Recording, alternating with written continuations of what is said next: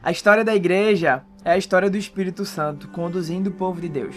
Da Reforma Protestante às ruas do Brasil, o Espírito nunca deixou de falar, consolar, curar e enviar. Pai do Senhor, meus irmãos, outubro é o mês da Reforma Protestante.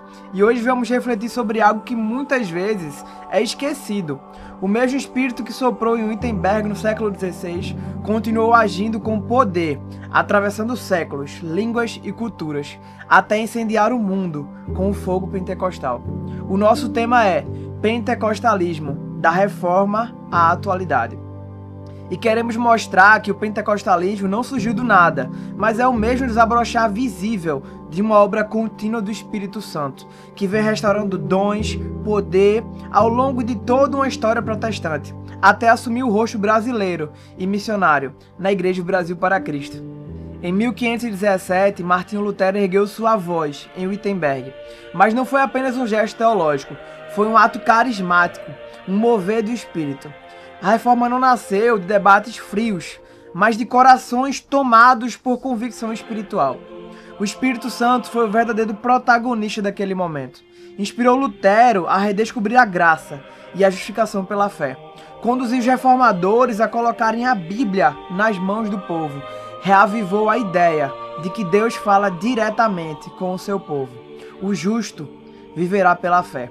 E mais, há registros de que em toda a reforma, manifestações espirituais ocorriam entre grupos anabatistas e pietistas primitivos, orações fervorosas, profecias, curas e cânticos espontâneos.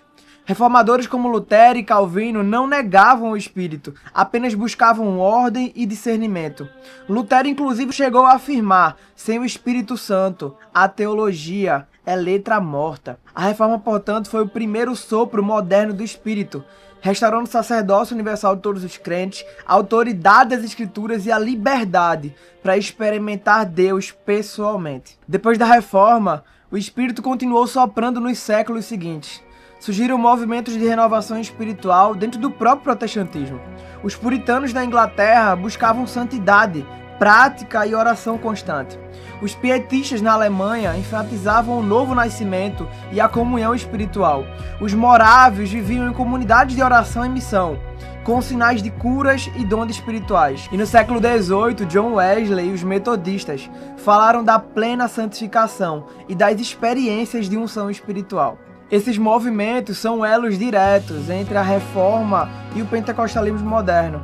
Eles provaram que a chama não se apagou, apenas assumiu novas formas e nomes ao longo dos séculos. O pentecostalismo é a flor madura de uma semente plantada pela reforma e regada pelos avivamentos. Em cada época, o Espírito levantou homens e mulheres que redescobriram a experiência viva da graça, a autoridade da palavra e os dons do Espírito.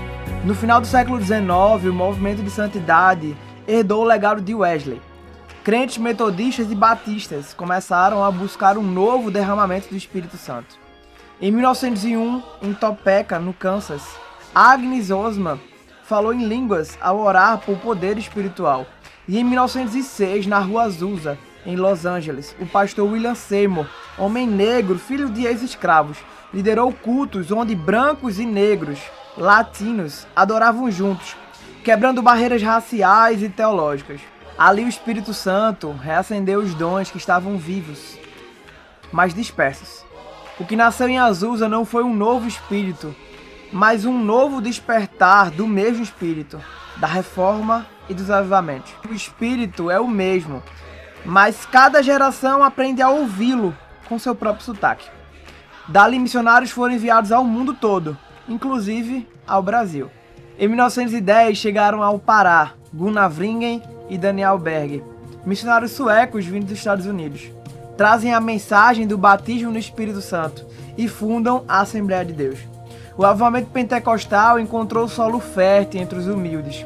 O Espírito se moveu nas periferias, nos cortiços e nas vilas, onde o povo sofrido ouviu que Deus ainda fala, cura e visita. Mas o pentecostalismo brasileiro não ficou preso à tradução estrangeira. Nas décadas seguintes, novas expressões pentecostais surgiram, com características mais brasileiras, mais próximas da alma do povo. E foi nesse contexto que Manuel de Melo se levantou.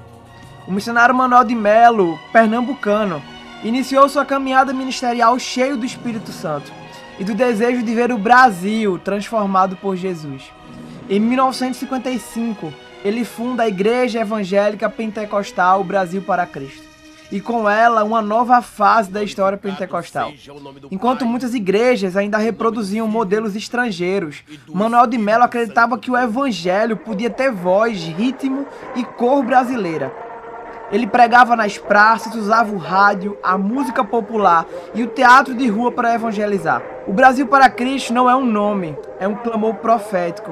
A UBPC uniu avivamento e missão, poder espiritual e ação social, fervor e consciência nacional. O seu lema Brasil para Cristo expressa a fé de que o Espírito Santo quer redimir não só a pessoa, mas a nação inteira.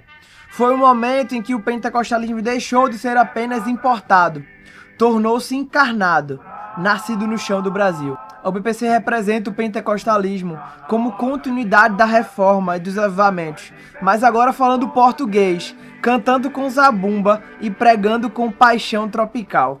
O pentecostalismo é hoje o maior movimento cristão do mundo, mas o desafio é manter a fidelidade bíblica e a centralidade de Cristo.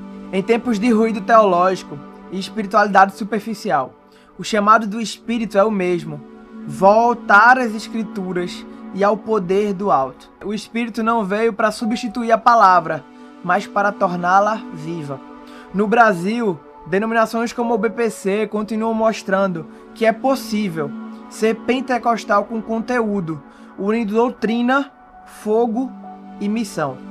Do martelo de Lutero à voz de Manuel de Melo, da Bíblia aberta à oração em línguas, do sola escritura ao Brasil para Cristo. O mesmo Espírito Santo guiando a igreja. A história da reforma, dos avivamentos e do pentecostalismo é a mesma história com novos capítulos. É o Espírito de Deus restaurando dons, chamando pregadores, levantando nações. Hoje o Espírito Santo ainda sopra sobre o Brasil. E talvez o próximo avivamento não comece em um templo, nem em um concílio, mas no coração de alguém que, assim como Lutero e como Manuel de Melo, ouse crer que Deus ainda fala.